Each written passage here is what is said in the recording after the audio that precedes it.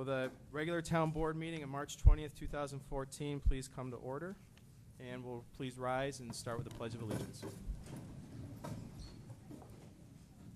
Pledge allegiance to the flag of the United States of America and to the republic for which it stands, one nation, under God, indivisible, with liberty and justice for all. Roll call. Councilwoman Barnum. Present. Councilman Perdicone. Here. Councilman Seeley. Here. Councilwoman Skrobach. Present. Supervisor Bello. Here. And attorney for the town. Present. Thank you.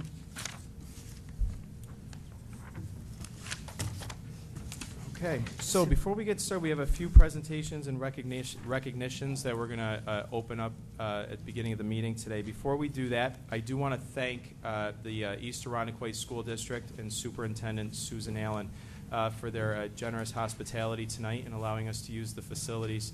As you all know by the postings, and that we did have a malfunction with the elevator at Irondequoit Town Hall, and so instead of holding a meeting at Town Hall that may not be accessible to everybody in Irondequoit, we wanted to make sure we held it in a facility that is open and accessible so everyone can attend. So that's why we're here tonight at the school in a special location. So I thank you for your patience and understanding and finding us in our new home this month. So thank you, and thank you again to the school district for being so generous with your space. The first recognition tonight is I'm actually going to come forward to say a few words about some scouts that did some special things in town last year.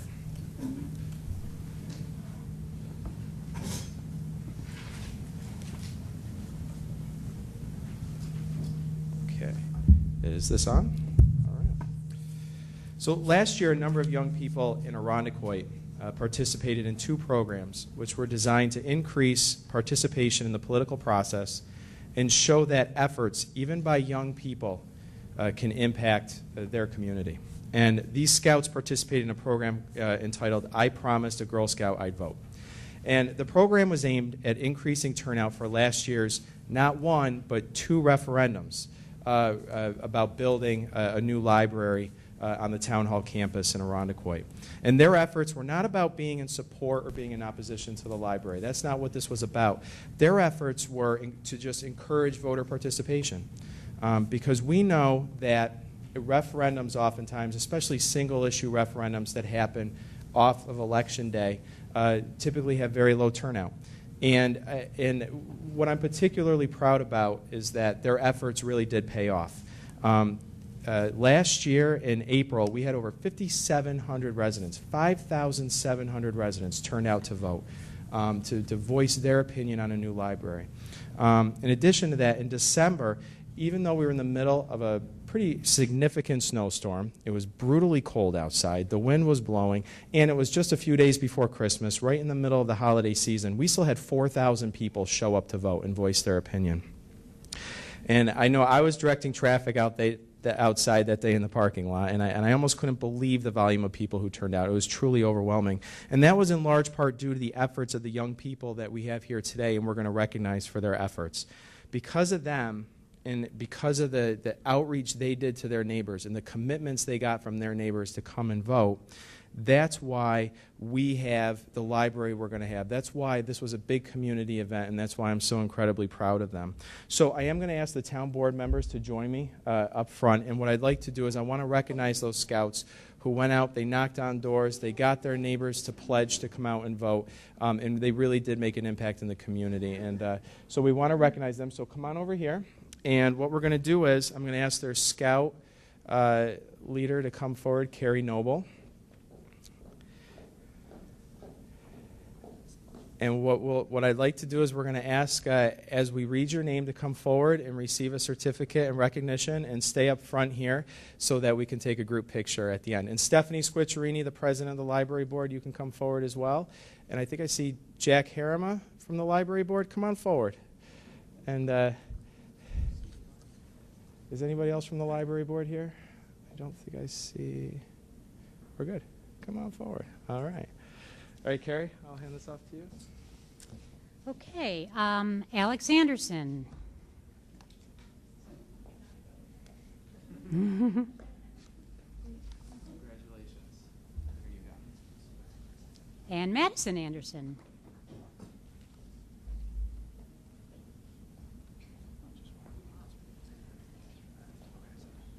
Congratulations. And Brianna Butler.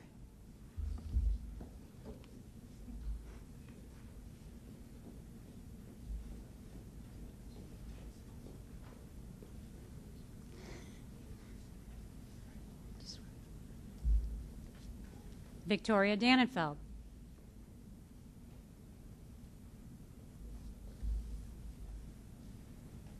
Congratulations. Thank you. Alara Diker.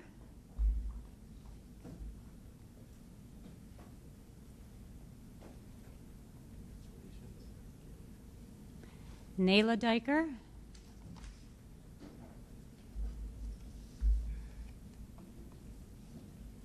Congratulations. Thank you. Courtney Goldsberry.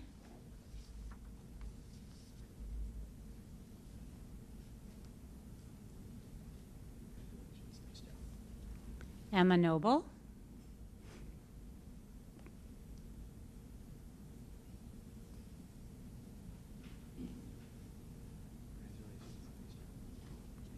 Megan Noble.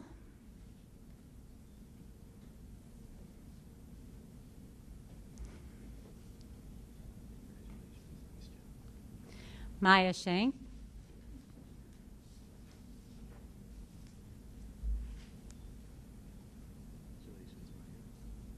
And Megan Wilson.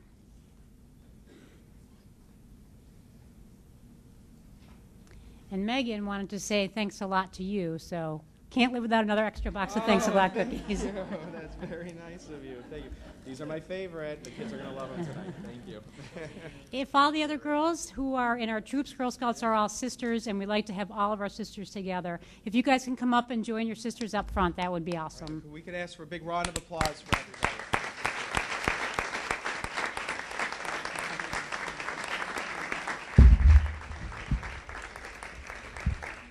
Okay, and we're just going to pause real briefly to take a quick picture with the group.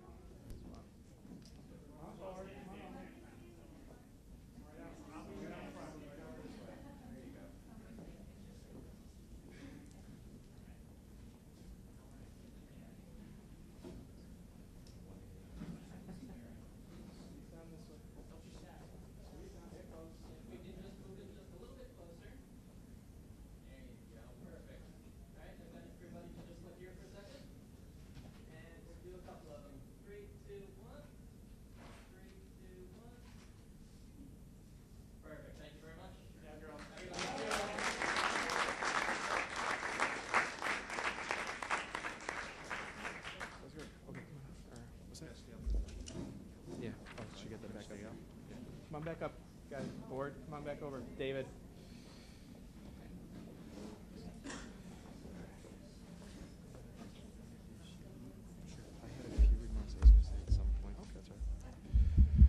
Okay, and now I'm going to welcome our Chief of Police, Richard Tantello, to come forward for the next recognition. Thank you very much. If Captain Ryan can join me up front here, please.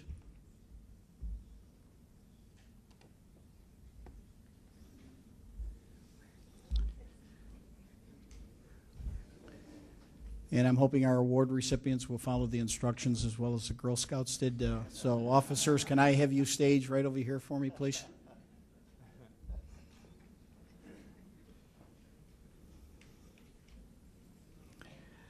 I want to thank Supervisor Bello and the Irondequoit Town Board for giving us the opportunity to make this presentation tonight. I'd also like to request that Second Assistant District Attorney Tim Prosperi from the District Attorney's Office come forward, as well as Special Victims Trial Division Chief Mary Randall would join us up here as well, please. I know we have a lot of business to conduct this evening, but I just want to take a few minutes to recognize some of the officers and the wonderful work that they've done. On December 20th, 2013, the Irondequoit police officers responded to a Strathmore Circle address to check the welfare of a crying child. Upon checking the apartment, Irondequoit police officers discovered 4 children, ages 5 and under, who were in the apartment with their deceased mother. With the support of the Irondequoit Town Board and the assistance of the Monroe County District Attorney's Office, this case was resolved. I'll certainly give you further details as to why we're recognizing these fine group of law enforcement officers. But as we begin the ceremony tonight, I'd like to turn it over to Supervisor Bello. And I just wanted to share a few words because I am particularly proud to be standing here today to honor the hardworking men and women who put their lives on the line every day to keep us safe here in Irondequoit. And in this particular case that I know the Chief will speak to is luckily a rare occurrence in Irondequoit. But for those times that we need a police force to handle the most heinous of crimes, we couldn't have asked for a more professional, dedicated, and courageous group of men and women than the Irondequoit Police Department. So my hats off to these fine folks. I also want to acknowledge the extraordinary work of the District Attorney's Office. I had the privilege of working with our District Attorney, Sandra Dorley, as well as Tim Prosperi and Mary Randall, who are with us today. And now as Town Supervisor, that experience working on both ends of this has shown me how important the collaboration is between law enforcement agencies. And without that collaboration, being able to solve these types of crimes and protect our streets and give us the peace of mind that we know we can be a community, truly a town for a lifetime, and be safe and be able to raise our families here. We need to have that collaboration. I couldn't be more proud of how well we worked together and how well everybody did. Our sworn officers and civilian staff really did go above and beyond, followed every lead and looked at every piece of evidence. And this was not an easy case to solve, but they did it through their tenacity. And like I said, I couldn't be more proud. This case also involved young children. And the care and compassion that our staff showed really was above and beyond the call of duty. And it set an example that I think everyone in Irondequoit should really strive to live by. And so I just wanted to share my praise and let you know that your efforts and your hard work didn't go unnoticed by anybody. And so I couldn't be more proud to be here today to acknowledge that. So thank you. Thank you, Chief. At this time, I'd also like to call upon Second Assistant District Attorney Tim Prosperi and our Bureau Chief Mary Randall, who assisted us greatly in this investigation. I just want to say thank you to the Chief. The Irondequoit Police Department did a magnificent job, crazy professional job on this to solve this case. It was there was another person of interest they were looking at originally, and they were quickly turned around into the Joanne Armour, who is our suspect and indicted in this homicide case. I mean, from driving in a blinding snowstorm to Chicago to find the perpetrator, Officer Frascati and Mark Bean, investigators, did a crazy good job, and we couldn't be more proud to work with them. Tim worked many a night with search warrants and getting the information we needed to solve this. So it was a collaborative event, which is what we hope for when we solve these cases, and I want to thank them very much. It's a pleasure working with them for a department as small as they are relative to Rochester Police Department that we're usually working with on homicides. They did a bang-up job, and you should be proud to have them representing your town here. Thank you. Thank you very much.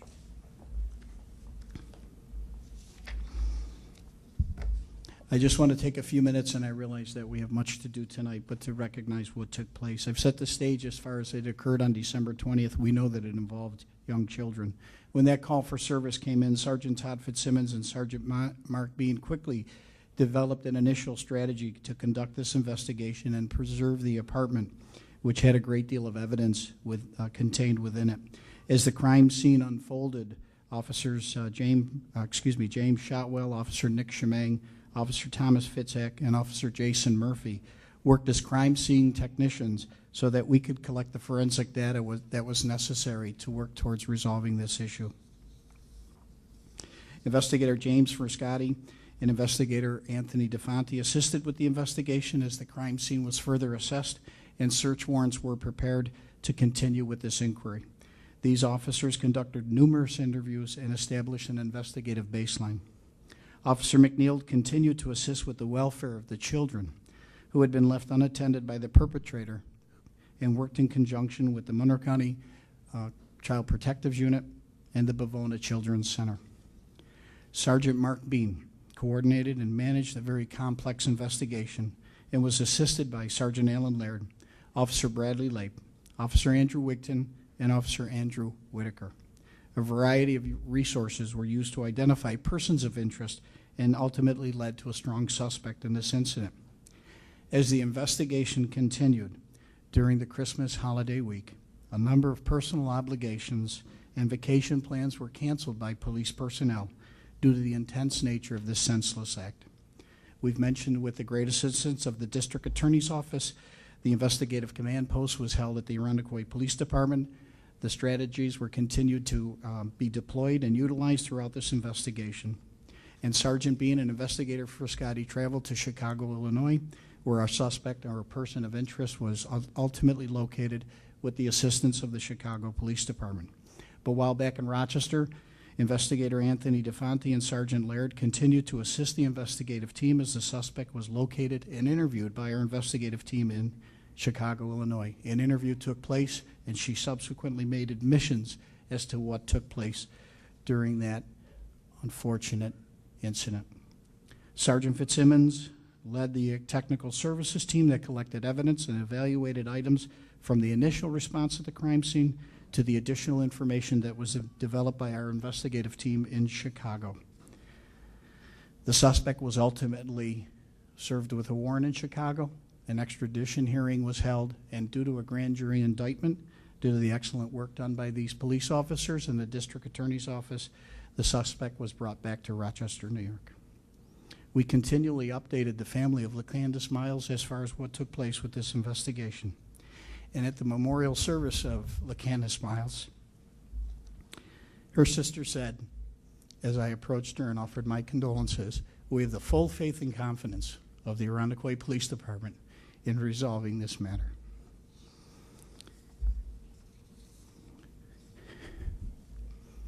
The investigation impacted the entire Irondequoit Police Department. But to their credit, they collected over $1,000 so that these Miles children, these children can have some sense of a holiday. And that's extremely important. I couldn't be prouder to work with a greater group of individuals. And to their spouses and significant others. And when they're in the back, I won't identify them because I never want to make a spouse mad at me. And their children are here too, because Christmas parties, Christmas events, all kinds of activities were obviously canceled or postponed due to the work that was done by this dedicated group of individuals. So it is my pleasure tonight to present these officers, and you can hold your applause like we did for the Girl Scouts until the end with the Irondequoit Police Department Commendation Award. Captain? Why don't you come here? Sergeant Mark Bean. You can go behind me, it's okay. Sergeant Todd Fitzsimmons. Sergeant Alan Laird.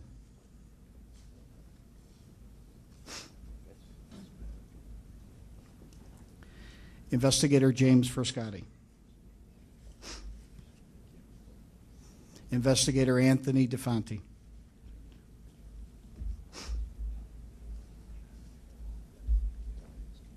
Officer James Shotwell.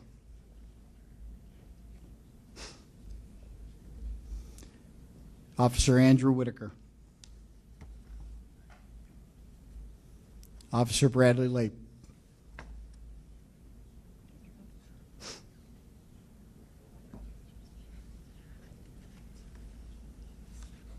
Officer Andrew Wigton.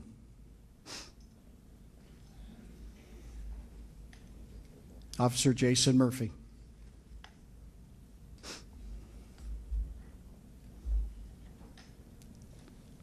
Officer Thomas Fitzek.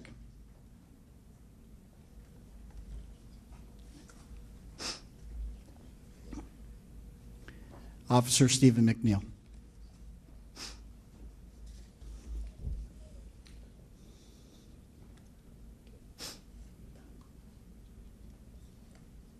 Please join me in congratulating these fine professional officers.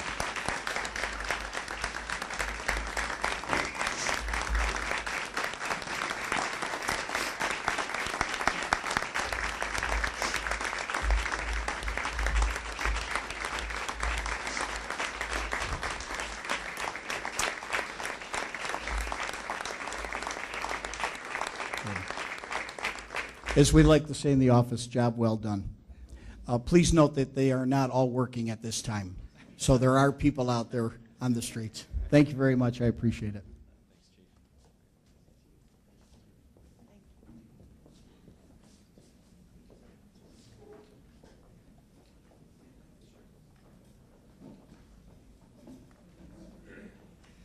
The chief didn't know I was going to do this. The chief didn't know I was going to be here tonight. But while the chief stands up here as the department head of the Irondequoit Police Department and hands out awards and recognitions, nobody recognizes the chief, or the captain for that matter, so I would like to do that. Also, on that note, he had mentioned that the men and women of the Irondequoit Police Department collected cash so the children could have somewhat of a normal Christmas, if you will. That was the idea of Officer Kelly Kreiser, who is standing in the back. She didn't want to be recognized, but I told her I was going to do it anyway. And I tell you this because Kelly's not the exception to the rule. This is the Irondequoit Police Department. This is your police department. So you should be honored and privileged that these men and women are here to serve and protect you. Town Board, Supervisor, you should also be honored and privileged that these are the men and women that work for you to serve your taxpayers and your citizens. Thank you.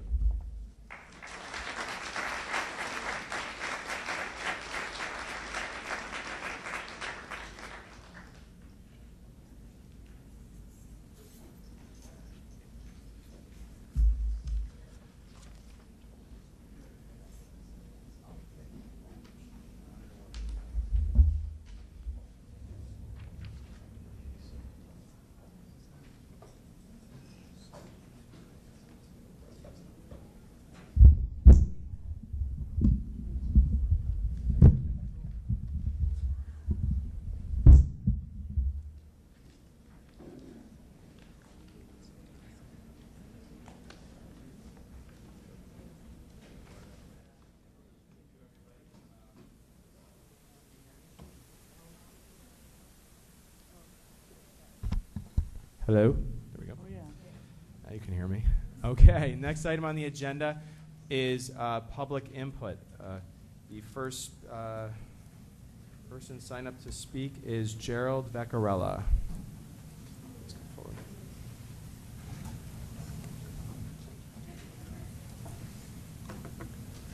It's a difficult act to follow. The wonderful young people and the wonderful officers of the town, especially on an item which I'm bringing up here. It seems that after moving into Irondequoit and rehabilitating a home, that I decided to call the town and try to get some action about a tree that's close to the street. And the first reaction was from the Highway/Forestry Department here was, yes, we'll take a look at it and get back to you in a timely fashion, which they did not. So after a few months, I called back, and they eventually got to me and they said, well, we have a policy here that anything that grows, you can't touch it because, a tree that is, because it's a living thing. Well, I think the town needs to contemplate, are we talking about a tree or a weed, or a tree that is a weed? And I think this is the question. This tree is a very wide tree. It blocks my view as I get right next to the street. It's on the property of the town, and it's right about 1 foot from the driveway. It's disrupted the driveway, and if you look to the west, to the left, you can't see anything. If there's cars coming, it's a safety issue. Besides, the tree grows straight up. It doesn't have any branches until it's about 50 feet in the air. I think it would make a good lumber tree that you would find in the middle of a forest, but it's not good as a residential tree.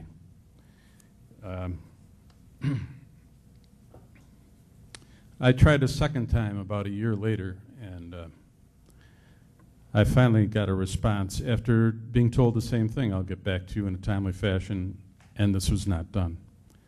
And then I was given the excuse that somebody was ill, after a month or so. So just recently, I decided that I'm going to come here and talk to you. I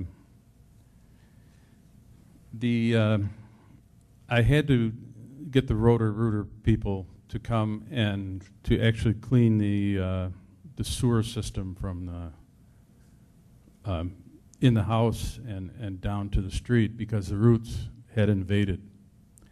They've disrupted the driveway, the end of the driveway. It's all cracked and heaving up. It's 1 foot from the driveway, which is ridiculous. And you're refusing to take it down. So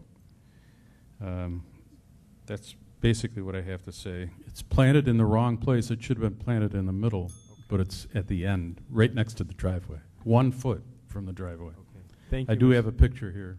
Thank you. If Mr. you want to see it. Sure. All right. Thank you, Mr. Vaccarella.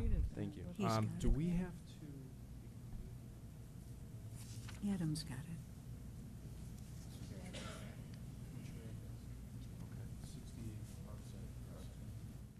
Okay. Okay. The next speaker signed up to speak is Ron Rigby. That's the last one.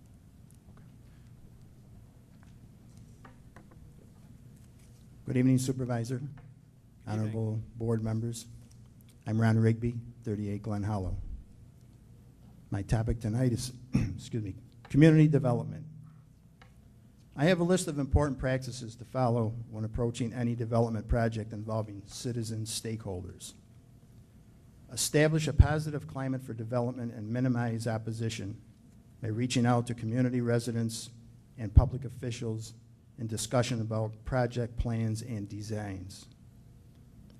Connect with community residents and public officials about development projects. Identify key stakeholders, community values, and expectations. Tailor development proposals to meet community needs while maintaining project feasibility and progressing efficiently through the permitting process. Mr. Bello, during your campaign, you referenced another new senior project coming to the Titus Avenue area. Was this in reference to the 11 acres of wooded and sloped area across from the legacy site? Let's not make the mistakes of the past. You clearly indicated the controversy must stop. Please direct the entire staff that you are not to accept any application to change zoning. Council will affirm that rezoning is a legislative act and there is no right to have an application for zoning changed accepted.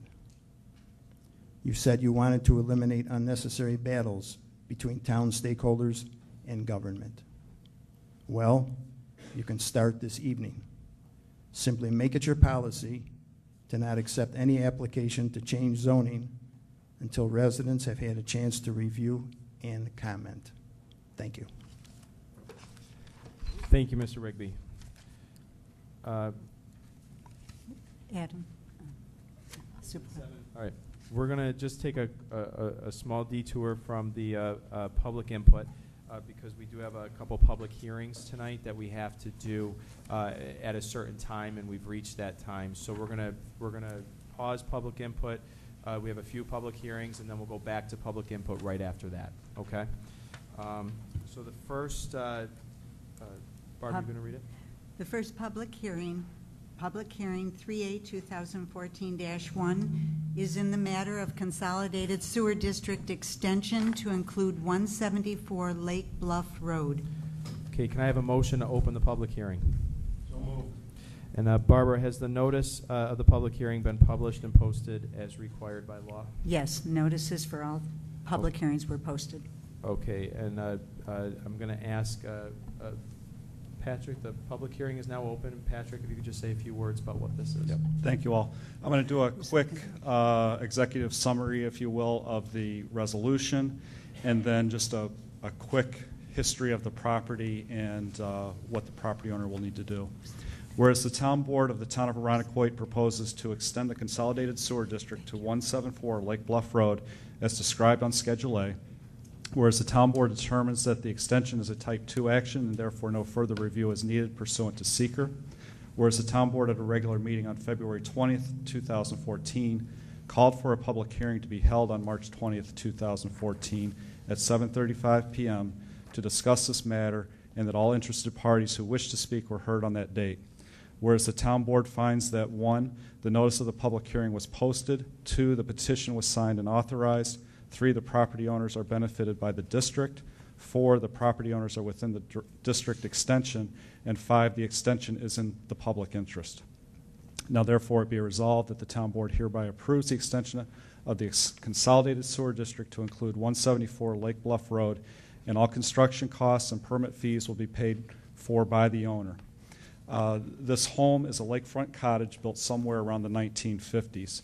It has primarily been used as a summer cottage and has been added on to a number of times in its history. The owners desire to tie into the sewer system to relieve them of future worries and maintenance that a septic system requires, especially considering their close proximity to Lake Ontario. The permit fee will be $750. $250 of that fee goes directly to Monroe County Pure Waters. The additional $500 to the town is for the administrative and inspection costs related to the extension. Great, thank you, Patrick. Is there anyone here who would like to speak in the public hearing? Anybody? Okay. Any town? Can I have a motion to close the public hearing? Okay. Dave moved. I'll second.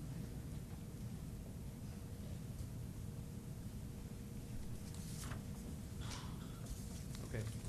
Barbara, the next is adopting the resolution.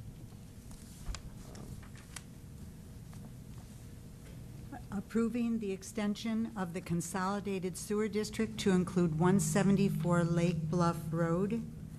Now therefore be it resolved that the Town Board hereby approves the extension of the Consolidated Sewer District to include 174 Lake Bluff Road, the total construction cost of which shall be paid for by the owner of 174 Lake Bluff Road.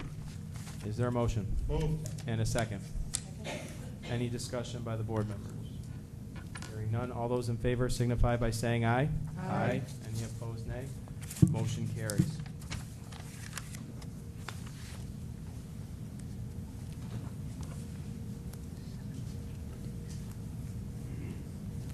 It was closed.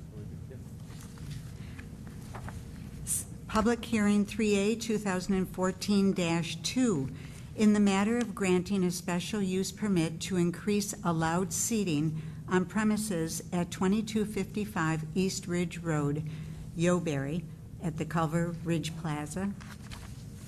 Can I have a motion to open the public hearing? So moved. And a second? All right, Barbara, has the notice of the public hearing been published and posted as required by law? Yes, it has. Okay, and as we discussed, this is to allow a special use permit to allow an increase in seating for the Yeoberry on East Ridge Road, an expansion of the business. Does the applicant wish to speak to the application? You don't have to. Okay. Does anybody else would like to get up? Does anybody else like to speak to this? No. Okay. You know, I will just say this is a great business in Arundecoit, and this is a great opportunity for us, and we're really looking now expanding businesses and bringing new businesses to East Ridge Road. So we couldn't be prouder to be doing this tonight, and hope everybody sees that there's some positive growth happening on East Ridge Road, and we're bringing some new businesses to town. So we're very excited about this. About this tonight, and about what this means for the community and for business development and bringing new businesses and expanding businesses in town. So this is really a great thing for us to be doing. Are we sure there's no other people would like to speak? Okay, so if not, I'd ask for a motion to close the public hearing. Okay. And then before we move on to the next resolution, I am going to ask that Mike Shaffron, the engineer for the town of Arundecoit from LaBelle and Associates, just give a brief presentation to the town board on the environmental impact study.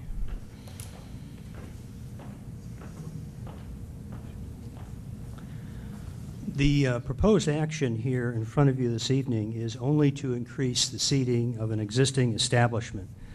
All the additional work occurs in the confines of an existing building, and nothing occurs outside. That by itself reduces the potential for any environmental impact associated with this action.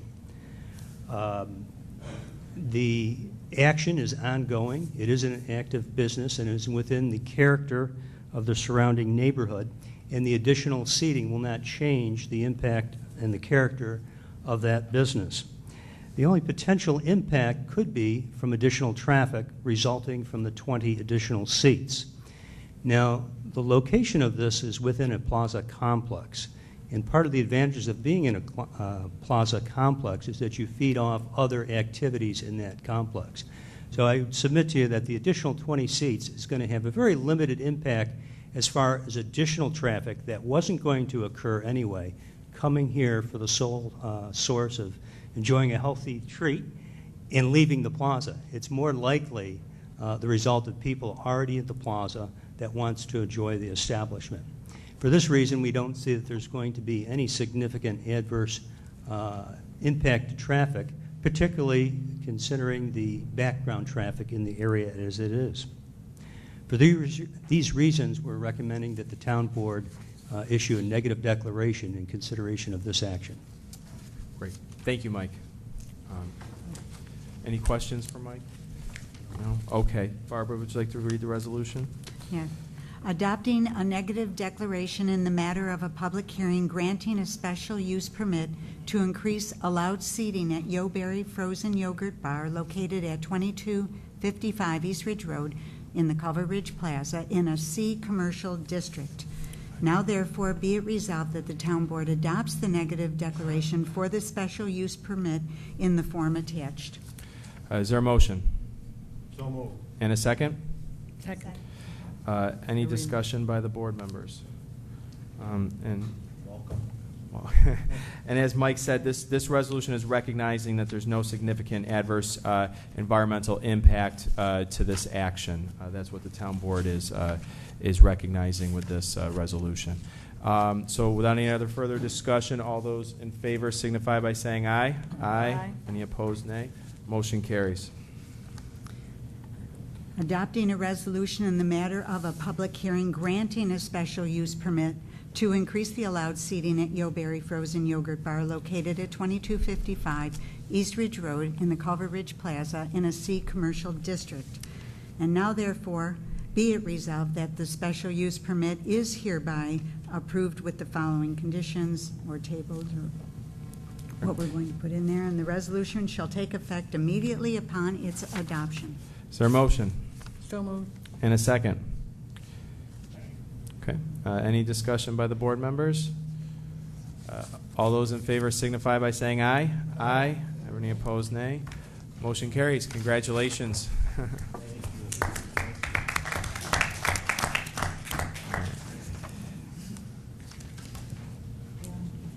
Okay. And the Okay, and I third- do want to just clarify that that vote was for approval of the special use permit. Mhm. Okay, and the third public hearing, PH 3A 2014-3, in the matter of granting a special use permits to operate restaurants on the premises of 1495 East Ridge Road in an M manufacturing district. Can I have a motion to open the public hearing? Okay. Is the applicant here and wishing to speak? Would you come forward?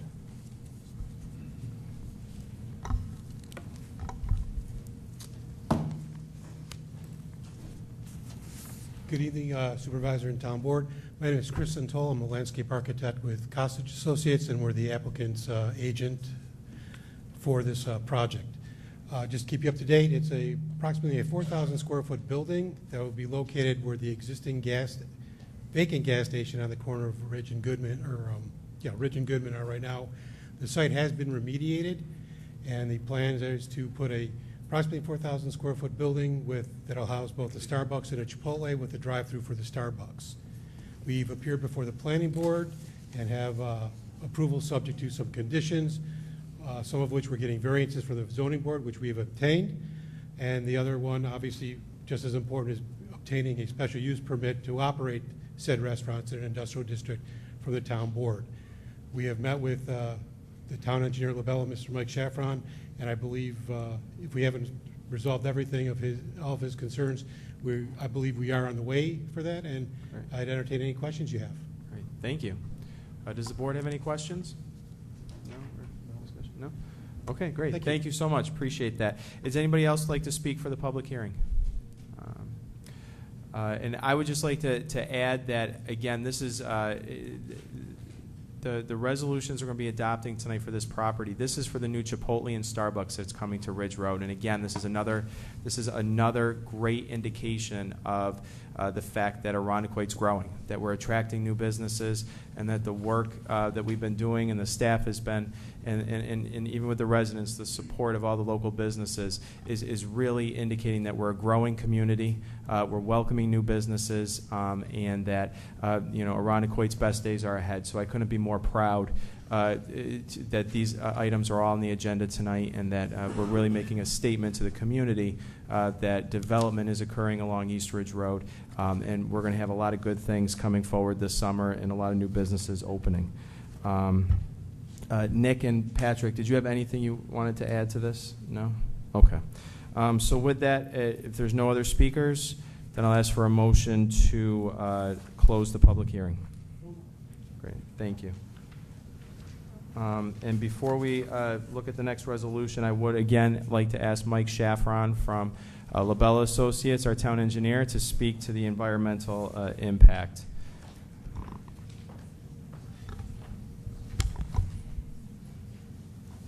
In this action to grant a special use permit, this action is allowed by code to have a restaurant in the M district by special use permit. The restaurant will meet with prevailing neighborhood standards and isn't out of character in this particular area, very compatible with other the commercial use along the street.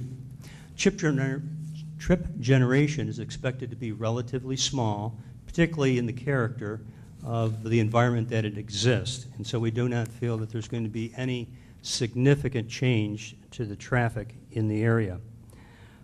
Energy consumption is expected to be within code and not have a significant impact. We don't feel there will be historic or archaeological resources that would be impacted by this proposed action. As was stated earlier, this is an existing development site. Any subsurface soils have been disturbed by previously construction of foundation and utilities in that area. The setting in this corridor is known for commercial development. There are no wetlands, streams, or other environmentally sensitive areas that would be impacted by this.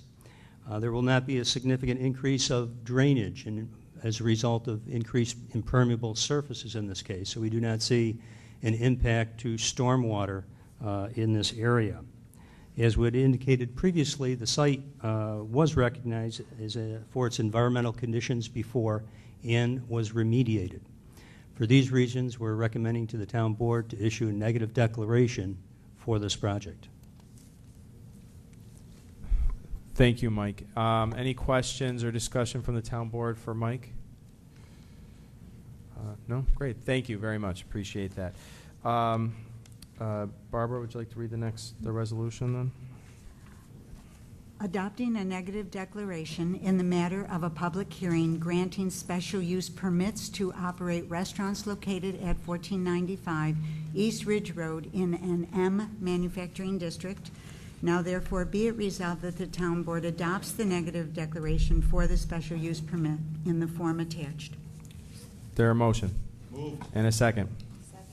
All right, and again, this is a resolution recognizing that there's no significant adverse impact to us approving the special use permit. Is there any other questions or discussions?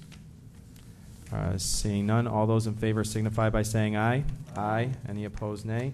Motion carries. Adopting a resolution in the matter of a public hearing granting special use permits to operate restaurants located at 1495 East Ridge Road in an M manufacturing district. Is there a motion? In a second. Okay. And anyone second? Second. Okay, thanks. Any discussion or comments from the town board members? No. Seeing none, all those in favor signify. This is all, now, just to be clear, what we're voting on is to approve, that we are approving of the special use permit. All those in favor signify by saying aye. Aye. Any opposed, nay. Motion carries. Thank you and congratulations. I would now like to go back and reopen public input, and I thank you all for your patience. When we do have public hearings that are scheduled, they are scheduled with specific times. So regardless of where we are within the meeting and presentations, we do have to take a quick pause, go to the public hearings, then we can go back to the regular order of business. So the next person who was signed up to speak for the public input was Terry Carter.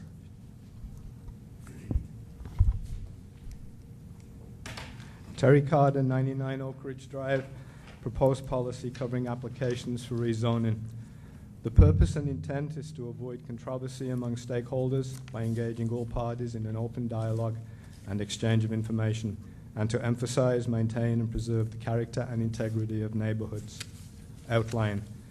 Town staff and members of all boards may not accept applications for rezoning. Applicants must contact the town supervisor to discuss the process and project. The supervisor informs members of all boards, the Town Planning Development Department, Town Council of a proposed application for rezoning and requests their comments.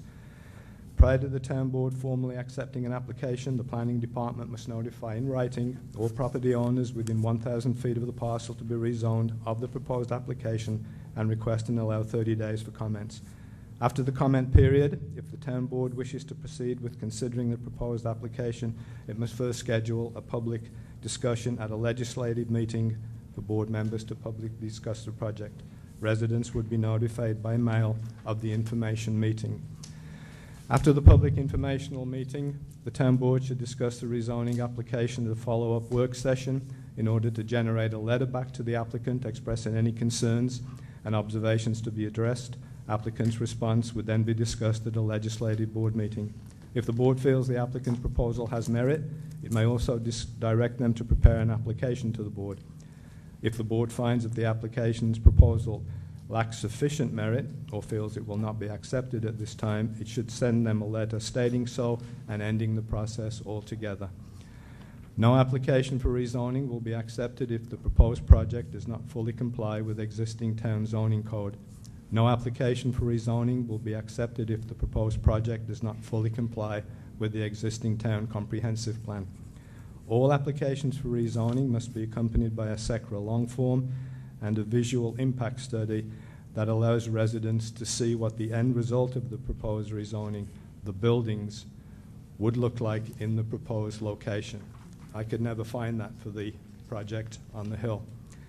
With the current focus on the Medley Center, if the time required to review and discuss this policy in detail is not available now, then we suggest and request that no rezoning applications be accepted until after that detailed review and discussion has taken place and any agreed follow-on actions have been completed.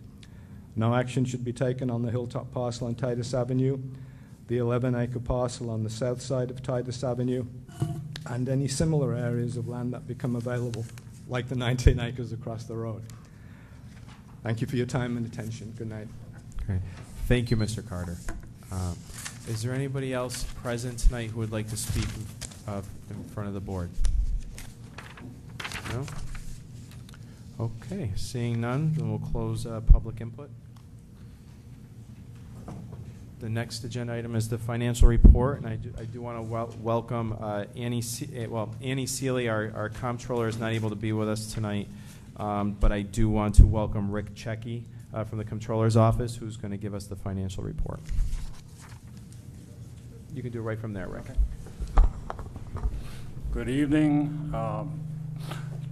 Again, this month, there's two financial reports that you each receive. First one is the 2013 year that is still tentative as we're going through the final closing process, as well as the current report for February 2014. So regarding the 2013 year tentative closing report, this will be the last monthly update you get of these results. The town's 2013 books are now basically closed, except for all the final work being done in our office. Hopefully these updates have allowed you a preview of where we're going to be with the 2013 final results. During the upcoming second quarter, the town's auditing firm, Freed Maxick CPAs PC, will perform the annual audit and generate the 2013 final financial statements. After these are completed, a presentation of the town's financial condition will be made to the town board at a mid-year workshop meeting. Highlights of the town's financial status will then be shared with the public at a subsequent town board meeting. The tentative 2013 financial results of the town as of February 2014, total expenditures are 99.3% of budget, or roughly $31,029,000. That amount includes $97,000 of encumbrances that are still outstanding. General fund expenses remain under budget at 97.9%, or $17,766,000. The combined expenses in the highway funds are $5,979,000, somewhat above budget at 107.2%. Many of these were anticipated. Note that the highway revenue is above budget as well at 105.7%. Actual expenditures in the other major funds continue to be lower than budget. The library remains below budget at 97.4%, with a total of $1,815,000. Expenses in stormwater drainage fund are $585,000, which is 75% of budget, well below. And expenditures in the sewer fund are $3,812,000, 99.6% of budget. Total revenue received in the general fund is approximately $18,340,000, or 101.6% of budget. This revenue amount is $575,000 greater than the general fund expense total. To date, the town has received 100% of real estate taxes, pilot payments, and state aid. The mortgage tax of $792,000 now represents a full year and equates to 109.2% of the budget. The 2013 sales tax revenue of $3.6 million is quite favorable, equating to 116.3% of budget. Franchise cable TV revenue was $394,000, and we have received a final payment of $389,000, well within the budgeted and anticipated amounts there. Parks and Recreation is ending their year with 85% of its budgeted revenue, and the cemetery revenue is above budget at 126%. Other sources of revenue, which includes property maintenance and cleanup, stands at about 115% of budget. Property maintenance and cleanup activity for the year is $345,000, or roughly 2 times its budget for the year. So that would conclude the 2013 report that you have. And I will quickly try to address the February 2014 report for the current information. Total expenditures and encumbrances are about $6.8 million, equating to 21.5% of the budget, higher than the 16.7% of the year that has elapsed. Actual expenditures are $4.5 million, and encumbrances are a little over $2.2 million. As you all know and have been reminded, encumbrances at this time are normally high as the departments try to commit to supplies and commodities that they're going to need for the rest of the year. General fund expenses are 20.7% of budget, or $3.8 million, the spending level that's anticipated at this point in the year. Expenditures break down as actual expenditures $2,768,000 and encumbrances of $1,034,000. Together, the expenses in the highway funds are about $1.8 million, or 31.6% of budget, again, above the 16.7% of the year that's elapsed. And as we just mentioned, that includes encumbrances for gas and fuel for the entire year, all the equipment parts and anticipated repairs of our equipment, and as we've all experienced, the high use of salt in Highway 4 year-to-date this winter. Actual expenditures in the other major funds are relatively close or lower than the 16.7% of the year that has elapsed. The library is 15.1%, sewer fund 14.7%, and stormwater drainage 14.4%. The revenue received in the general fund is about $10,700,000 or 58.4% of budget. $10.3 million of that is the real estate tax revenue, which is all accounted for on the books at this time. Regarding the entire town, $21,600,000 or 68.3% of revenue has been received to date. That does include the real estate taxes. The library has received about $1.8 million or 93% of its budget. 4.4% or 77% has been received for highway, and sewer has received $3,782,000 or 98.7% of that budget. And with that, that concludes the February 2014 report. Great. Thank you, Rick. You're welcome. All right. Can I have a motion to accept the financial report? And a second? Any discussion? For all those in favor signify by saying aye. Aye. Opposed, nay. Motion carries. Approval of minutes. February 13, 2014, the workshop meeting. Can I have a motion? And a second? Any discussion? No. All those in favor signify by saying aye. Aye. Opposed, nay. Motion carries. The February 20th, 2014, the regular town board meeting. Can I have a motion? And a second? Any discussion, changes? No. All those in favor signify by saying aye. Aye. Opposed, nay. Motion carries. Items for board action.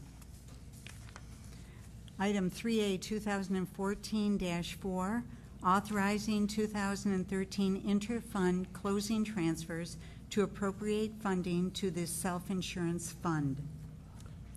Now therefore be it resolved that the town board approves the 2013 interfund transfers to appropriate funding for the self-insurance fund as stated on the attached document. Can I have a motion? Move. And a second? These are the closing transfers that we discussed at last week's workshop. Does anybody have any questions or comments? No. All those all those in favor signify by saying aye. Aye. Opposed, nay. Motion carries. Item 3A, 2014-5, authorizing a series of balanced appropriation transfers within several funds of the 2013 operating budget. Now therefore be it resolved that the town board approves the series of appropriation transfers for the 2013 operating budget as summarized on the attached document. Can I have a motion? Move. And a second? Second. Okay, and these are the internal transfers to close out 2013's fiscal year that we discussed in great detail last week at the workshop and that the members have in front of them today. Are there any other questions or discussion? Seeing none, all those in favor signify by saying aye. Aye. Any opposed, nay. Motion carries. Item 3A, 2014-6, authorizing a contract extension with Stewart I. Brown Associates, Inc. for consultant services related to the Community Development Block Grant during 2014 and 2015. Now therefore be it resolved that the town board approves a contract extension with Stewart I. Brown Associates for consultant services related to the Community Development Block Grant from May 1st, 2014 through April 30th, 2015 at a rate of $90 an hour. Can I have a motion? And a second? Second. And this resolution, just to briefly explain it to folks, as an entitlement community, Arundequoit receives a significant amount of funds for the Community Development Block Grant, which is funding that's used to serve low-income and communities and areas that in services for senior citizens and people with disabilities. And so what we do here is contract with Stuart Brown Associates for consulting services to make sure we're following the rules and regulations in terms of spending the money and making sure that we're following a fair and open process and in managing these funds. And they've also been kind enough to extend the rate that they've been using for a number of years. So, so that's also a good thing for the town of Arundequoit to make sure we're not increasing our costs relative to this contract. Is there any questions or comments? Seeing none, all those in favor signify by saying aye. Aye. Any opposed, nay? Motion carries. Item 3A, 2014-7, authorizing the lease of 3 cars to be used by the Department of Developmental Services. Now therefore be it resolved that the town board hereby authorizes the supervisor to enter into an agreement with Hazelton Chevrolet in such form approved by the attorney for the town for the lease of 3 cars at a cost of $312.87 per unit per month for 39 months and $1 per unit for the 60th month. The lease period will start at the time of delivery, which is anticipated to be at the end of May 2014 and continue for 59 additional months for the total lease period of 60 months. Can I have a motion? And a second? Second. And I'm going to ask Nick Weatherby, the Director of the Department of Development Services, to just speak briefly about this resolution. Sure. Thank you, Supervisor. These are the vehicles that our code enforcement officials and fire marshal use to investigate and enforce the code throughout our town.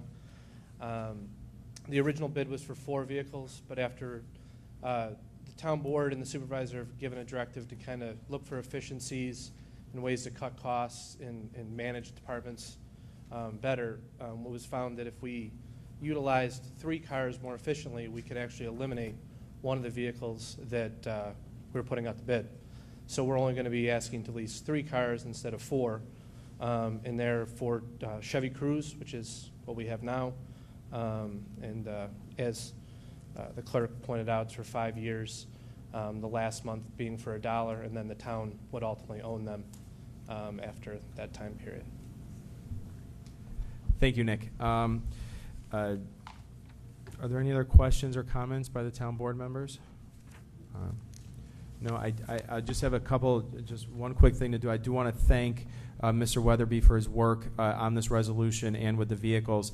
As he indicated, this is going to, part of the reorganization of this development, the Department of Development Services, we've seen a few things happen tonight in terms of bringing new businesses and expanding local businesses, which I do think is a direct result of this reorganization, but we're also realizing cost savings by looking at ways that we can consolidate what we have at Town Hall and maybe really make sure we look at, do we need the extra cars? Do we need these extra things to purchase? And so by being able to reduce our fleet and the need to purchase 4 cars down to 3 is a savings that we thank you for finding and your work on that. I also would just like to say, restate, Barbara, you may have said 39 months. It's actually 59 months written in the resolution, so just for clarity's sake. For the terms of the lease. Is there any other questions or comments? Seeing none, all those in favor signify by saying aye. Aye. Any opposed, nay? Motion carries. Item 3A, 2014-8, calling for a public hearing on the matter of granting a special use permit to operate a restaurant located at 999 East Ridge Road in the Depot Plaza in an M manufacturing district. Now therefore be it resolved that the town board hereby schedules a public hearing on April 17th, 2014 at 7:35 p.m. Is there a motion? And a second? Second. Thank you. And this resolution is setting a public hearing that we'll deal with at a subsequent town board meeting. But I do want people to know, again, this is another new business coming to Arundecoit. We're setting a public hearing in the manner of granting a special use permit for Sonic to come to Arundecoit. This is for opening a new Sonic restaurant at the Depot Plaza, which is another significant development along East Ridge Road, bringing a new business. It'll be the first Sonic in this part of the state to open, and I think it'll bring some new people to town and helps spur growth and development along East Ridge Road. So it's another new positive sign that Arundecoit is, again, we're a growing community, and we're bringing new businesses here. So this is very exciting. Can I, any other comments or questions from the board? Great. All those in favor signify by saying aye. Aye. Any opposed, nay? Motion carries. Item 3A, 2014-9, authorizing the supervisor to enter into an agreement with the University of Rochester Medical Center. Now therefore be it resolved that the authorization is given for the supervisor to enter into an agreement with the University of Rochester to provide an officer assistance program for the IPD with a maximum amount to be paid of $4,999 to be charged for 2014. Can I have a motion? And a second. Beth Watro from Human Resources, just a quick explanation. This Thank you. program is offered for our police officers and their families for any assistance that they may need for, it's an employee assistance for any crisis intervention or any assistance they may need, not only on the job or off the job assistance, again, for any employee or any family member of any employee. Something that we've had in the past as well. No, this is a great program and a great service that we offer. Does anybody have any questions or comments for Beth or any other discussion? Seeing none, all those in favor signify by saying aye. Aye. And opposed, nay. Motion carries. Item 3A, 2014-10, authorizing the hiring of a police officer. Now therefore be it resolved that the authorization is given to hire James G. Friscotti at an annual salary of $42,062 from 2014 budget line. Can I have a motion? Motion. And a second? Second. All right, and I'll ask the police chief to say a few words. This position was as a result of an unanticipated vacancy that occurred in January of this year. So we had an opportunity to work through the Monroe County Civil Service list for town residents, and we were fortunate enough to find an extremely qualified candidate who comes to us post-academy. In other words, he's already attended the police academy for another agency. And by moving forward with this, we can immediately put him into the field training program and accelerate that training, which would save us the cost of training that individual if they were enrolled in the academy, as well as the fact that they would be ready for full duty about 6 months sooner than if we were just hiring an individual without that. This person has successfully completed all of the requirements associated with the Monroe County Civil Service standards and the state of New York. They have successfully completed the extensive background investigation that's been conducted and subsequently reviewed by the town attorney, and he comes highly recommended from his previous employers. Thank you, Chief. Are there any comments or questions on this resolution? No?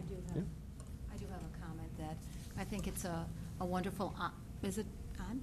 It's a wonderful honor and tribute to a wonderful police force member that we presently have, our investigator, to have his son as part of our team in Arundecoit. And I must say that I think we should be very honored and flattered for the fact that his son wants to follow in those footsteps, and I think that he will do an impeccable job, just like his father. Thank you. You know, Chief, just one comment on the, well, we've been through this before, the background check. Yes, sir. I mean, anybody could, to get to this point with the background checks, I think the town of Arundecoit has gone through a lot, and I think it's very well deserving at this point. because our background checks here are very extensive. They are. And I talked about it at the workshop. We've had some that haven't made it. That is so, correct. Obviously, to get to this point, he's a good candidate, and I'll make a comment, too. I think he comes from good stock, too, so we should be privileged, so that'll be good. So welcome, and congratulations. And I would just like to say, I think we saw from earlier in this meeting the talent that we have on our force. The bar has been set very high for all of our new members, but I'm sure you'll meet it and exceed all of our expectations. And I couldn't be more proud for this. This town board has a commitment to make sure we have the right police force in place to keep this community safe and protect this community, and so that we can grow and know that we can protect our families. So I'm very proud to be able to support this resolution tonight. Any other questions or comments? No. Thank you. Okay. Seeing none, all those in favor signify by saying aye. Aye. Opposed, nay. Motion carries, and I would like to recognize James Friscotti, who's in the back of the room, and congratulate him.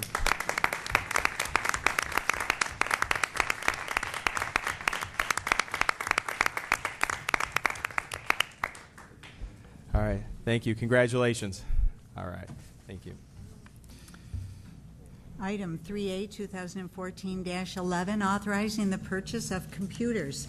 Now therefore be it resolved that the town board authorizes entering into a non-exclusive agreement under the same prices and under the same terms and conditions as New York State with Hewlett-Packard Company to purchase desktop computer equipment totaling $49,996. And be it further resolved that the town board authorizes the supervisor to execute any and all documents pertaining to the agreement with Hewlett-Packard Company. Is there a motion? Move. And a second. I do want to thank Jeffrey Hands for his work in securing these computers for us. These were computers that were included in the 2014 budget, and they are for the various departments throughout Town Hall, and I know they're very much needed. So I want to thank him for his work on this. Any other questions or comments? No. Seeing none, all those in favor signify by saying aye. Aye. Any opposed, nay? Motion carries. Item 3A, 2014-12, authorizing the purchase of 3 police vehicles and associated appropriation transfers within the 2014 Police Department budget. Now therefore be it resolved that the town board approves a purchase order in the amount of $83,664 with Vision Ford, 4545 Ridge Road West, for the purchase of 3 2014 Ford Police Utility Interceptor all-wheel drive vehicles. And be it further resolved that the comptroller is authorized to transfer $900 from the police conference budget, $900 from the police ammunition budget, and $900 from the police fuel budget for the purchase of the aforementioned vehicles. And be it further resolved that the town board grants authority to the town supervisor to execute any and all documents related to this agreement. Thank you, Barbara. Is there a motion? So moved. And a second? Second.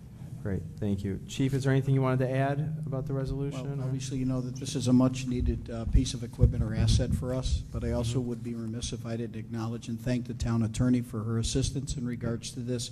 We were able to find a county contract that we could utilize that saved us some money from the state contract that currently exists, and we're looking forward to the utilization of these vehicles and really adding them to our tired fleet. So. Great. Thank you, Chief. Any questions or comments from the board? Seeing none, all those in favor signify by saying aye. Aye. Any opposed, nay? Motion carries. Yep. Item 3A, 2014-13, authorizing the establishment of traffic control devices. Now therefore be it resolved that the town board approves, in accordance with the New York State Manual of Uniform Traffic Control Devices, the establishment of the following traffic control device: traffic signals all directions at Gardam Road at Titus Avenue. Is there a motion? Moved. And a second? Second. Thank you. Chief, would you like to give a brief explanation for this resolution? As a result of a study conducted by the Monroe County Department of Transportation, assisted by the Commissioner of Public Works in regards to dialogue and what the traffic flow and patterns are associated with that intersection, especially since we've seen an increase with the amount of traffic involving both school start times, if you will, as well as school dismissal times, and the frequency of the traffic and the frequency of the pedestrian traffic that occurs at that location. The Monroe County Department of Transportation is recommending the signal be installed at that particular location. They've taken into consideration the site view that exists there and what enhancements they might ultimately have to make, but we all recognize that this certainly would improve the safety that currently is much needed at that intersection. We've heard people describe what type of techniques they use to cross that street. We want to avoid that from involving a mishap. Thank you, Chief. Chief, by default, will that create a crosswalk and a pedestrian signal as well? I can't speak to this pedestrian signal, but certainly they'll put the crosswalk in there for people to be able to access that. I would assume that would be part. Other questions or comments? Okay, I do want to thank the chief and the Commissioner of Public Works. We did have a meeting with and I also want to thank the Monroe County Department of Transportation. We had a meeting probably about a month ago now or 2 months ago where this came up, and I think anyone who's in that neighborhood or went to Irondequoit High School and has had the experience of walking across Gardam Road knows full well the dangers that exist there in the traffic. So I think that this is going to make it a much, much safer intersection for pedestrians and traffic as well. Were there any other questions or comments? One question. Yeah. It says all directions. Is this going to be a three-way or four-way? Because there is a business across the street there, obviously. Correct. Right, Titus Moore. Yeah. Is they going to have a pat? It's my understanding that that's the way that they would be. This way, if they're pulling out, so it's going to be they'll a have that four-way protection. traffic light. Yeah. For the business to come out too? Is it the I would mower? assume that that's what they would end up with Okay. after they study everything, All right. because they wouldn't want people coming out of the business kind of at the So it will be inopportune time. eventually a four-way then there. Okay. And back to the crosswalk Yeah. situation, we would be establishing a formal crossing from the north side of Titus Avenue to the south side. In the future, we're looking at tying in the sidewalks that are on the north side, Right. west of Gardam, connecting those down to the town hall. There's considerable work with a retaining wall that would need to be done to do that connection, and we're working with the county. The county is evaluating that wall right now, and we'll be discussing that further. Great. Thanks, Pat. Actually, this is actually, I think, pretty forward-thinking, just given the increased pedestrian traffic that I-Square project will create. So I don't know if that's what warranted the county looking at it, but I guess it comes at an opportune time. So thank you for making it happen. Okay, any other questions? All those in favor signify by saying aye. Aye. Any opposed, nay? Motion carries. Item 3A, 2014-14, authorizing the abolishment of traffic control devices. Now therefore be it resolved that the town board approves, in accordance with the New York State Manual of Uniform Traffic Control Devices, the abolishment of the following traffic control device: stop southbound sign at Gardam Road at Titus Avenue. And a second? Second. And this is a related item, Chief.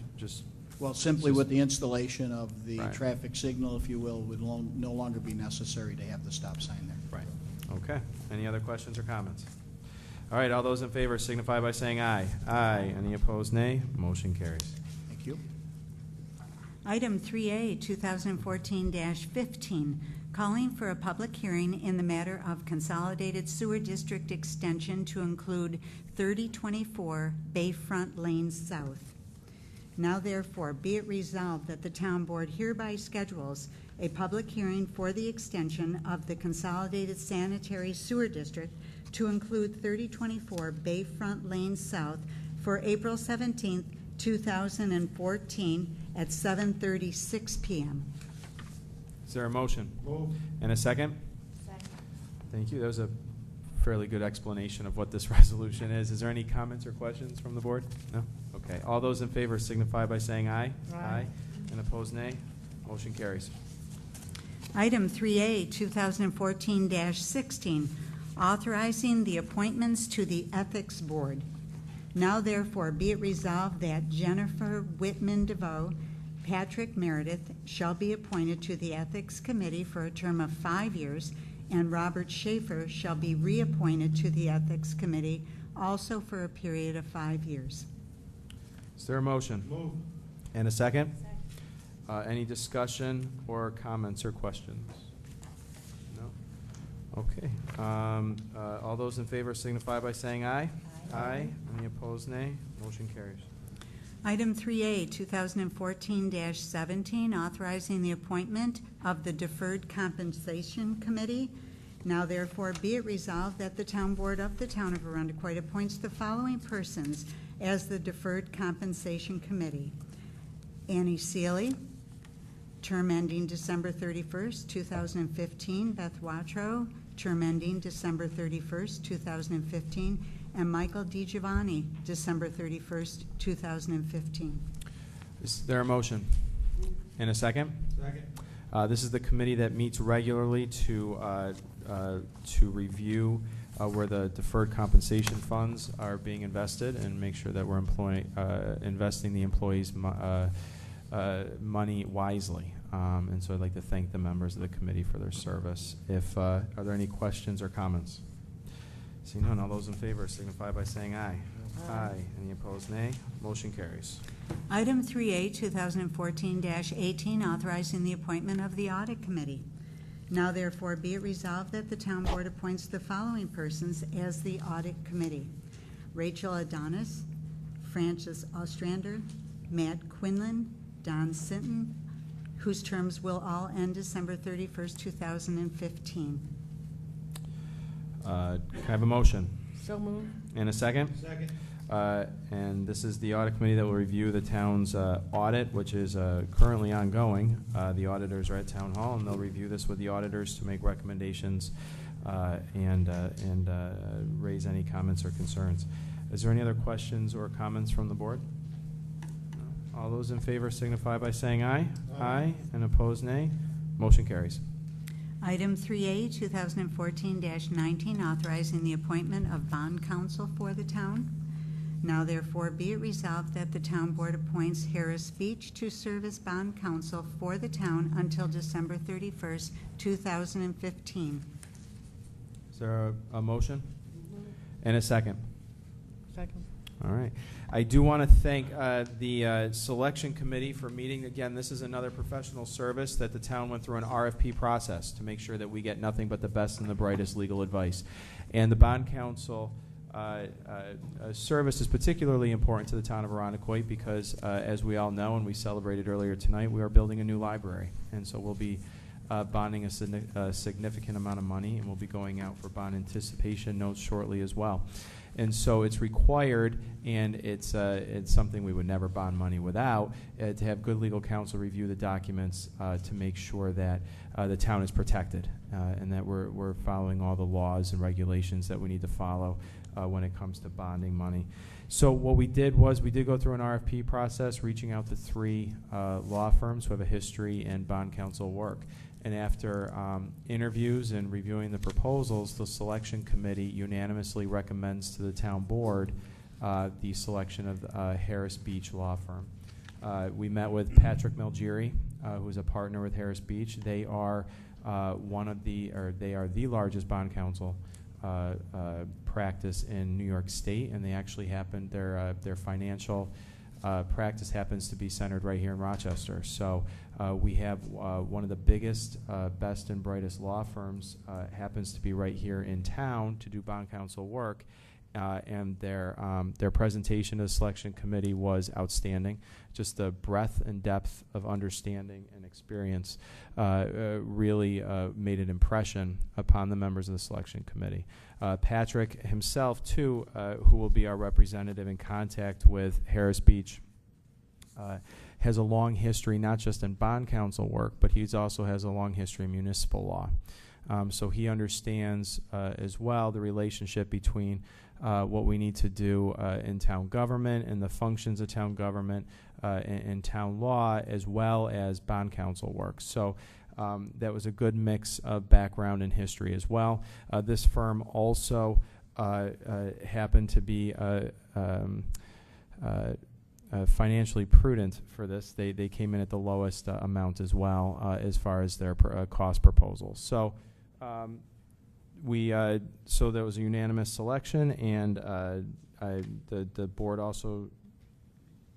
That's all I really have to say about it. So, any questions or comments or concerns? We discussed this a little bit last week, but yeah.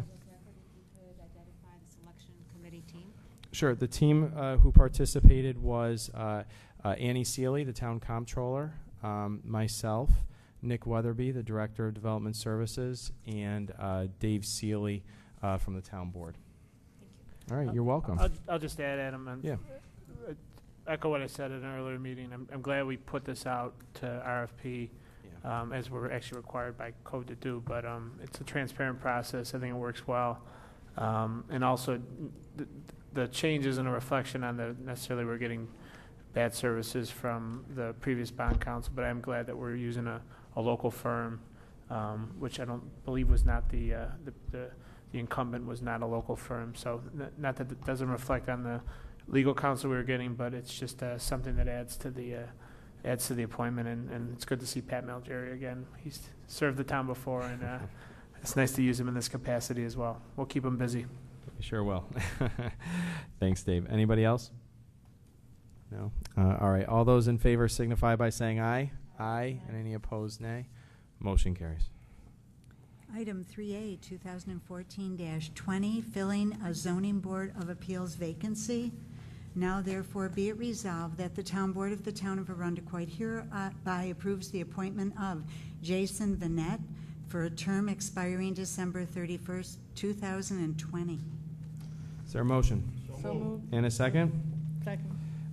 Jason comes to us with a long history in a resume dealing with zoning issues that I think are going to be a great fit for the Zoning Board of Appeals. He currently works in Municipal Code Violations Bureau for the city of Rochester, and so the experience and background he has in code enforcement issues, which also is a lot of what the zoning board deals with, made him a very attractive candidate for the zoning board. And I know he's an outstanding member, an upstanding member of the community as well. And so I'm very proud to put this name forward and think he would do a great job. Anybody else like to make a comment? Sure. Question? Just that Jason and I work together at the city of Rochester. Whoa. In the city of Rochester, and he's just an excellent choice. I'm really proud to have him involved. Great. Do a great job for us. Thank you. And these are big appointments that we make to the zoning board. I mean, the zoning board of appeals handles a lot of matters and a lot of new business and deal with a lot of these special use permits that we approve and things of that nature. It's a lot of work. And for no pay. And so it really does take a dedicated individual who really wants to better their community to do this. So we're lucky that we have qualified individuals who come to us looking to see how they can better serve their communities. So it's really a good thing for us. Any other questions? All those in favor signify by saying aye. Aye. And any opposed, nay. Motion carries. And Jason's actually here. If you'd just like to stand and be recognized, congratulations. All right, thank you, Jason. Item 3A, 2014-21, filling a Conservation Board vacancy. Now therefore be it resolved that the Town Board of the Town of Arundecoit hereby approves the appointment of Michael Eveland with a term expiring December 31st, 2015. Is there a motion? Move. And a second? Second. And again, Michael Eveland is an extraordinarily qualified candidate. We've had a number of conversations with him. I have myself, and so is our Director of Development Services, and Patrick Meredith, the Commissioner of our Department of Public Works. Michael's actually been attending a number of the Conservation Board meetings as an active member of the public who has a genuine interest in the activities of the Conservation Board. And so his background in environmental issues and also his participation, even though he's not an appointed board member, his participation at the meetings and his attendance really does show a desire to participate. And so this this was almost a no-brainer to look at him to put on the board. Are there any questions or comments? No? Or Patrick, did you want to say a few words? Yeah, I just want to express. Is that microphone on, actually? Go ahead. Thank you, Nick. Thanks. Nate. I'm just happy to see young citizens from the town of Irondequoit wanting to get involved in town government. And it just, you know, if there's the young people out there that want to get involved, there's always avenues to do it and right. you know, just be actively involved in their community. Great. Thanks, Patrick. Any other questions or comments? All those in favor signify by saying aye. Aye. Any opposed, nay? Motion carries. Is Michael here? Michael, would you like to stand up and be recognized?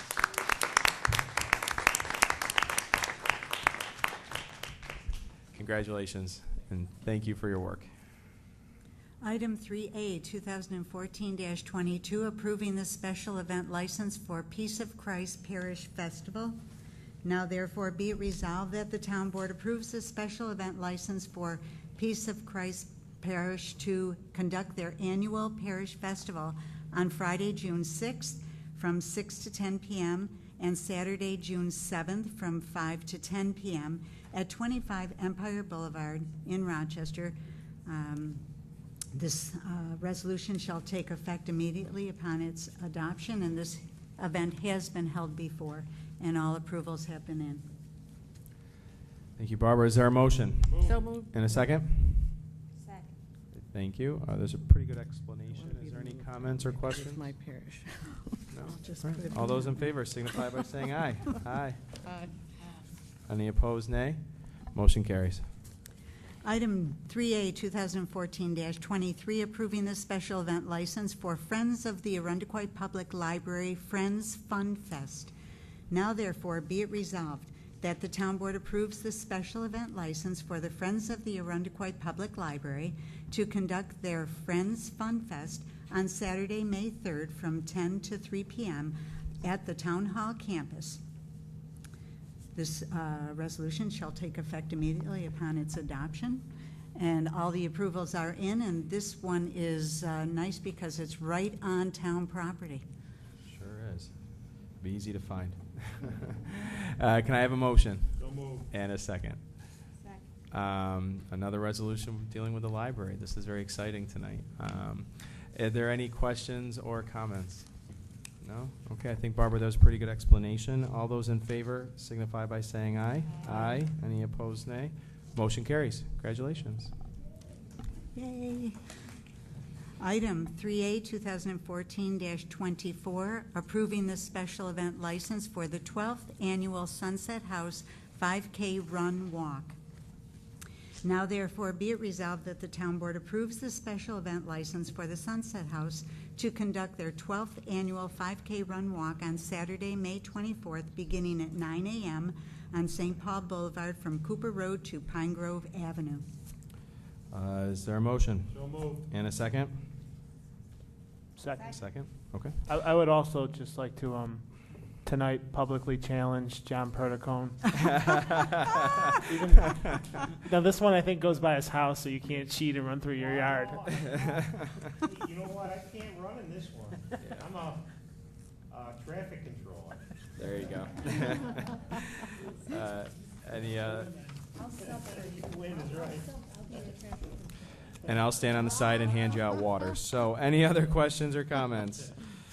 Seeing none, all those in favor signify by saying aye. Aye. Any opposed, nay? Motion carries.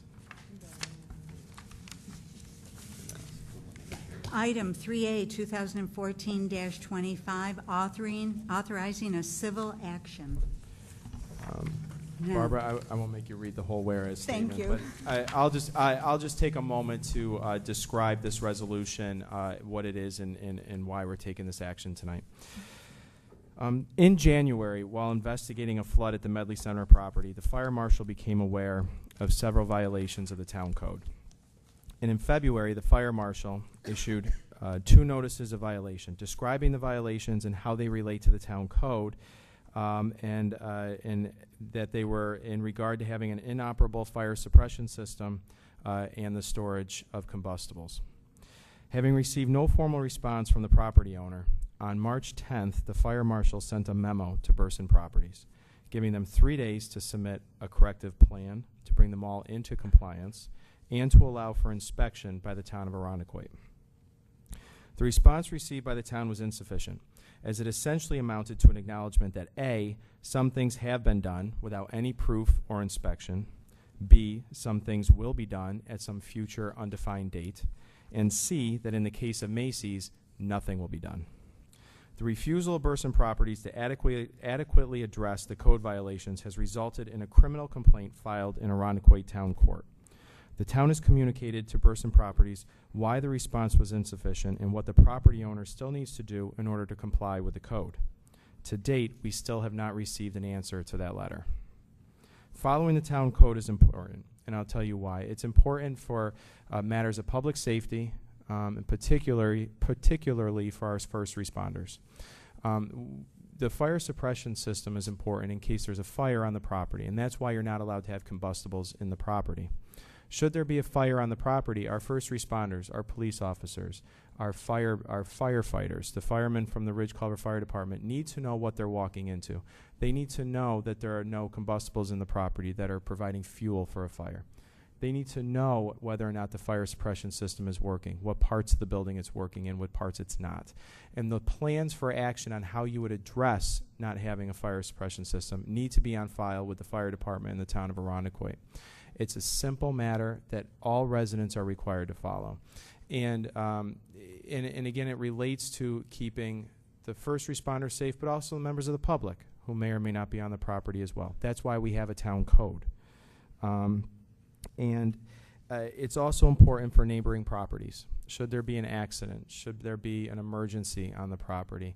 There are other private properties and businesses adjacent to the Medley Center. There's Macy's, there's Sears, there's businesses along East Ridge Road, and there's Target. And it's our responsibility to make sure that everybody is following the rules so that it protects not just the property itself, Medley Center, but it also protects the surrounding businesses. And everyone, as I said, has to follow the law. If you're a resident, a business owner, you are required to follow the same set of rules. And Medley Center is no different. Arundecoit is a wonderful community. We have beautiful neighborhoods and growing economic development opportunities. And it's demonstrated by a number of those items we voted on tonight, whether we're talking about new development on East Ridge Road from Chipotle to Starbucks, to expanded businesses, Yo-Berries, and everything else we've done. And we're a great community because we take care of our community. We take pride in our community and our properties, and we all follow the rules, like any good neighbor should. So while the ongoing violations of the town code work their way through the criminal courts, what this particular resolution does is preserves the town's options to pursue compliance through civil litigation. This action is necessary because while the criminal action may or may not result in penalties for violation of the town code, civil litigation allows the town to ask the court for all available relief, including an injunction, order, or judgment compelling Burson Properties to permanently remedy their code violations. Said otherwise, the criminal process relates to penalizing violations of the law. The civil process that we're asking for authorization for tonight relates to compelling the property owner to fix the violations as they currently exist, because that's what this is all about. I'm not interested, this isn't, the town isn't interested in some in just penalties and in criminal actions, things like that. What we really want is to get to the heart of this, which is fixing the code violations on the property. Because at the end of the day, that's what matters, is that this property is safe, the public is protected, and surrounding businesses are protected and know they're protected, and that everybody is following the same set of rules and following the law. Is there any questions or comments from the town board members? No? Okay. All those in favor signify by saying aye. Aye. Any opposed, nay. Motion carries. Motion? No, we didn't do a motion. And that is the... don't believe we had a motion on that. Oh, did we not have a motion? I'm sorry. Was there, we have to back up for a second. On that resolution, is there a motion? So moved. And a second? Okay. Any other questions? Thank you, Barbara. All those in favor signify by saying aye. Aye. Any opposed, nay? Motion carries. And that being the end of the agenda, can I have a motion to adjourn? And a second? Second. All those in favor signify by saying aye. Aye. And opposed, nay. Motion carries, and we are adjourned. Thank you.